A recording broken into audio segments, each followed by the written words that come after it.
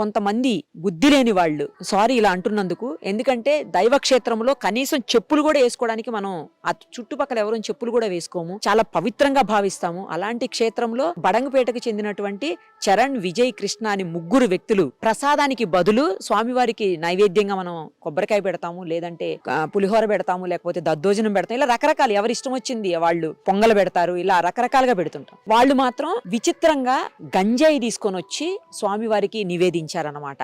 పైగా అలా పెట్టడమే కాకుండా ఆ గంజాయిని చూపిస్తూ రీల్ కూడా చేశారు. అందరూ కొబ్బరికాయలు కొడతారు, అందరూ ప్రసాదాలు పెడతారు, మేము మాత్రం గంజాయి పెట్టాం చూడండి ప్రసాదంగా అని చెప్పేసి.